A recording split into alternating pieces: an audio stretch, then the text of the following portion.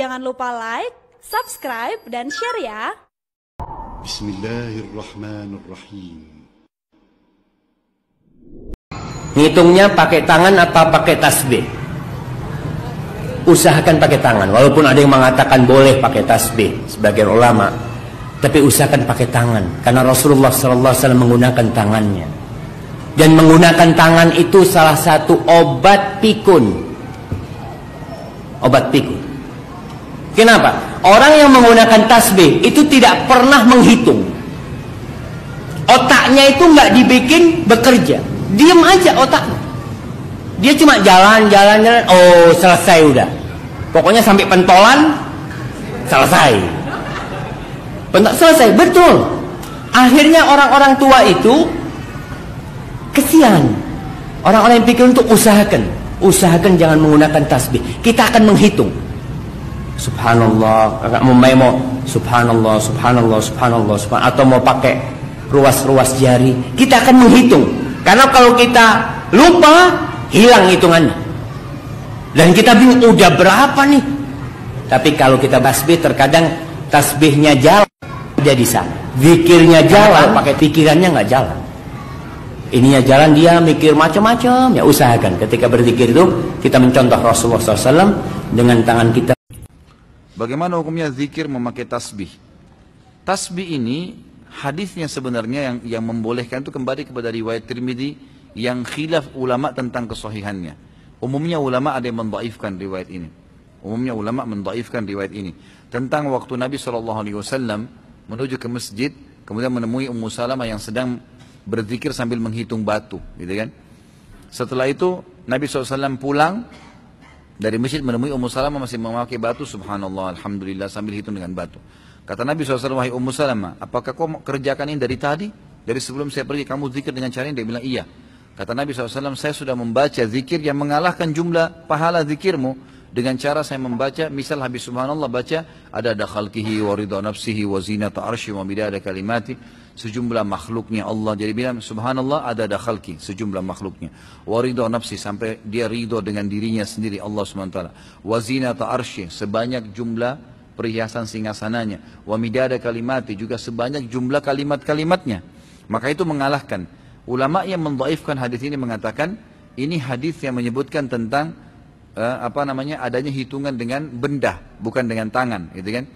Maka mereka mendhaifkan ini, mereka melemahkan, dan dengan melemahkan hadis ini, kalau hadis lemah itu tidak terlalu lemah, bukan karena ada pendusta, dan tidak bertolak belakang dengan hadis sahih, hukumnya boleh dipakai dalam fadail amal, dalam amal-amal sunnah ya.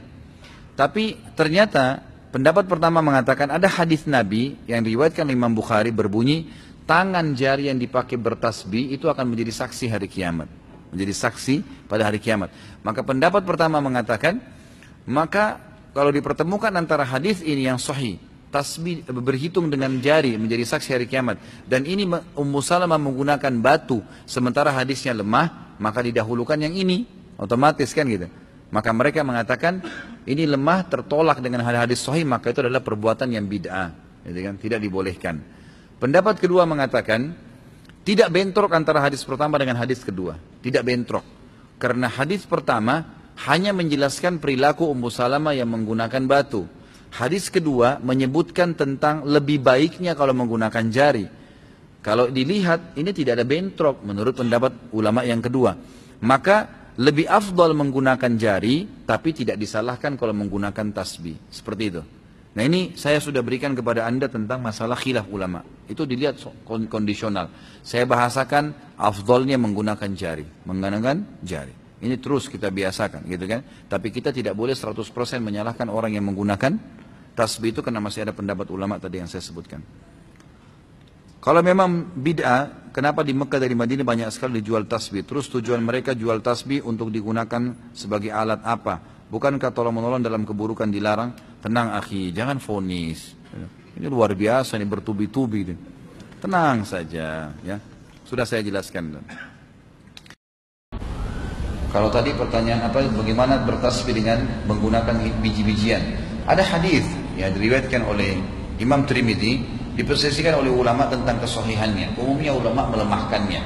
Tentang Nabi SAW waktu ke masjid lalu bertemu dengan Ummu Salamah. Ummu Salamah radhiyallahu anha berzikir sambil memegang batu, lalu menghitungnya gitu kan. Lalu Nabi SAW pulang, ternyata Ummu Salamah masih melakukan hal yang sama, sambil berzikir sambil hitung dengan batu. Maka Nabi SAW mengatakan, wahai Ummu Salamah, apa kau dari tadi masih mengerjakan hal yang sama? Kata Ummu Salamah, iya. Kata Nabi SAW, saya sudah kerjakan zikir yang melampaui pahala banyak, lebih banyak. Dengan cara saya membaca, setiap mengatakan subhanallah, saya membaca adada khalqihi wa ridha nafsihi wa zinata arsyi wa midada kalimat. Adada khalqi sejumlah makhluknya.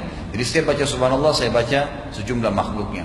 Wa ridha nafsihi, dan keridhaan dirinya. Wa zinata arsyi, dan perhiasan sehingga wa midada kalimat, dan luasnya kalimatnya. Tapi hadis ini didoaifkan oleh para ulama, ya, dilemahkan oleh para ulama, sehingga umumnya ulama tidak menggunakannya, tidak memakainya. Ada juga sebagian kecil ulama yang mengatakan bahwasanya hadis ini lemah tapi tidak bentrok dengan hadis-hadis yang sahih. Maka ada yang memakainya, gitu kan? Ada yang memakainya. Tentu kita ambil kesimpulan, afdal tidak menggunakan tasbih. Afdal, lebih baik dia menggunakan tangannya sebagaimana sabda Nabi SAW yang berbunyi, kata Nabi SAW, tangan yang digunakan untuk bertasbih, berzikir akan menjadi saksi pada hari kiamat.